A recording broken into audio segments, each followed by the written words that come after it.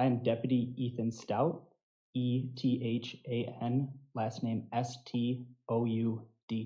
You a deputy with the Milwaukee County Sheriff's Office? I am.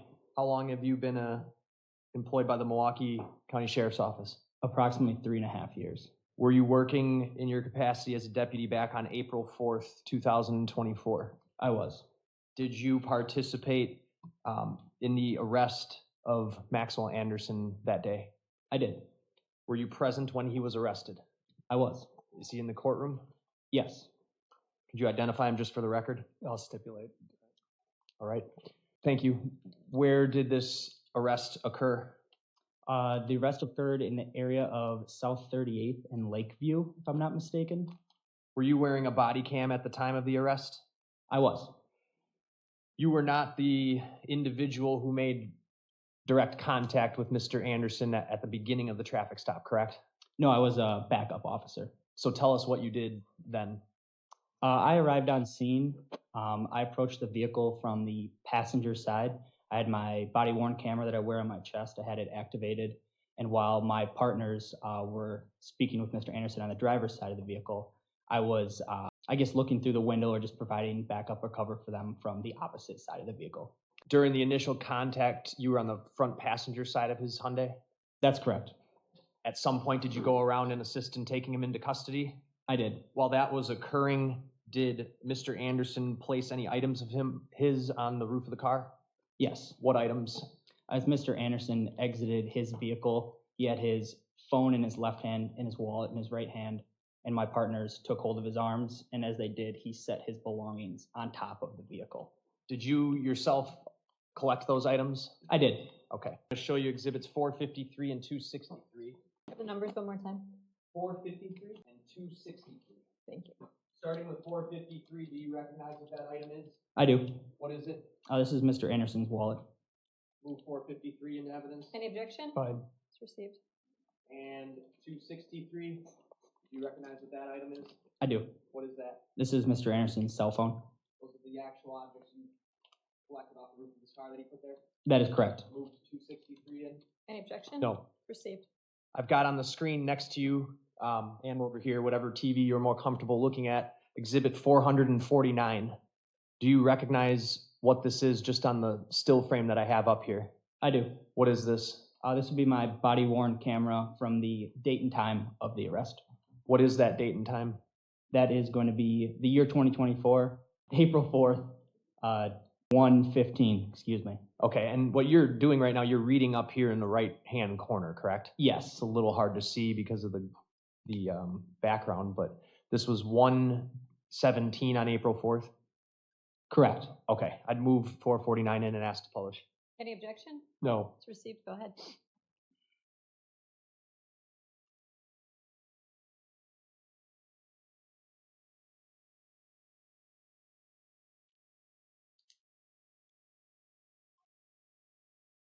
Playing it from 23 seconds is where I picked up the video.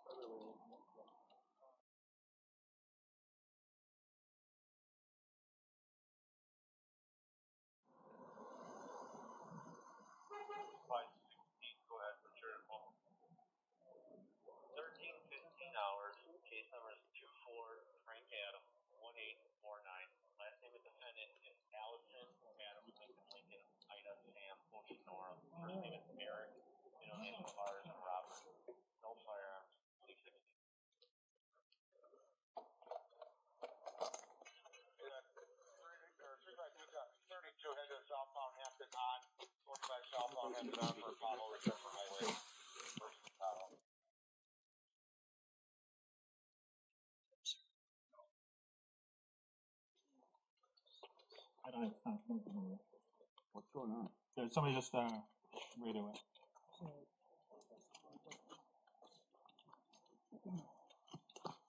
124 dispatch.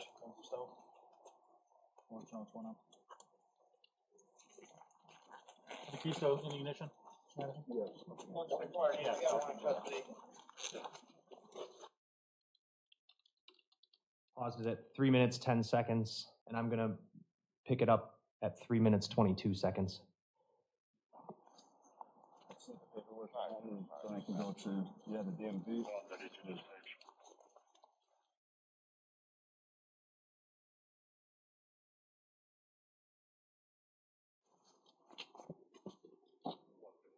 I'm just gonna unbutton this just to search. Okay. Yeah.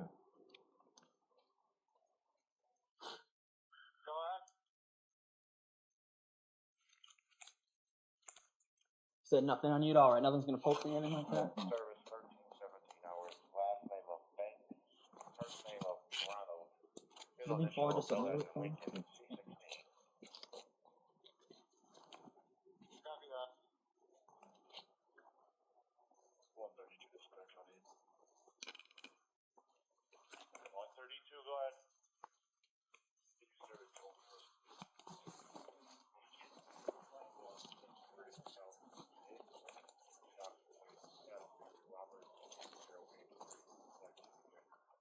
Sorry, you give me the address and now you give me a plate. I gotta go to a different screen. Go ahead with the plate again. Wisconsin, Adam Mary Potter. And I'm sorry, 60.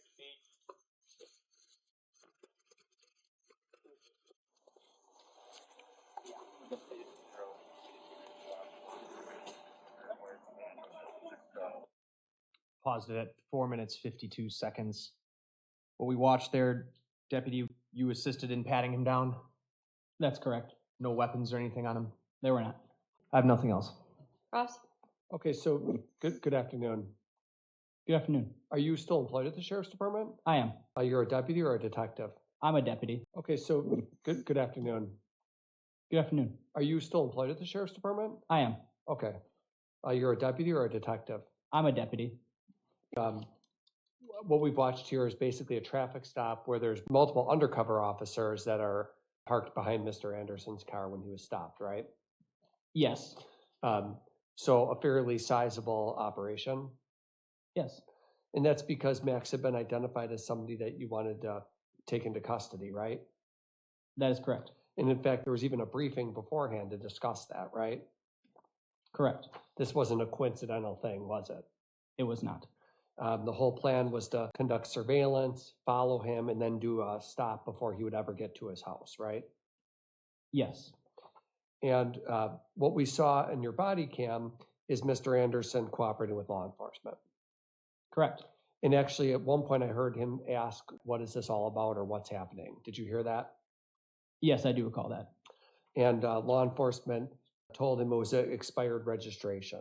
Yes. He was never told during this time that you're a suspect in something much more serious. At that time, I do not recall hearing that. Certainly, a person might draw the conclusion that there's something else that they're suspected of when they see all these unmarked squad cars behind them for a traffic stop, right? Yes. Nevertheless, Mr. Anderson did not flee, He did not. didn't struggle one bit. No, he did not. And in fact, the way he looked when you saw him, he had a hat, a beanie on or a winter cap on, right? Yes. But in terms of how he looked when his picture was shown at the briefing and how he looks at the stop, there was no difference, right? In his physical appearance, you mean the demeanor that he Yeah, had? physical appearance. He didn't change his physical appearance, right? No. No haircut or facial shape, anything different about his appearance, right? Not that I recall, no. Were you involved in the search of the vehicle? I was not. I don't know. Well, you did obviously recover a phone and a wallet, right? Correct. And that wallet, you identified it, Yes, and you were the one who recovered this, right? I was Did you examine it? on scene. Yeah. No, I don't believe so. There was nothing about the blood, the wallet didn't have blood on it that you saw or anything like that, did it? Not that I recall. The cell phone, Mr. Anderson put that on top of his vehicle as well, right? That's correct. And certainly as a deputy, you're involved in traffic stops on a regular basis, I would assume, right? Yes, You've had certainly you've had situations where the lights go on and they flee. yes, They just floor it and try to get out of there. correct, yes, Or even once they're stopped, they open the door and try to run from the scene of the stop, right? yes, So we could call this essentially a normal traffic stop with a cooperative person, right? yes, You also did other things in this case, including going to Victor's and speaking with people that work there, right? that's correct. You learned that Mr. Anderson worked at Victor's, right? Correct. He was a bartender there for a number of years, right? Yes, Or for and you talked to his manager even, didn't you, Jose Hernandez? that's correct. In fact, one of the things that you did there was you even wanted to access their camera system at Victor's to study that, right? That's correct. And you even served a subpoena on the, would you call it a restaurant, a bar? What would you call it? Bar, nightclub. You served a subpoena on the bar and nightclub, right?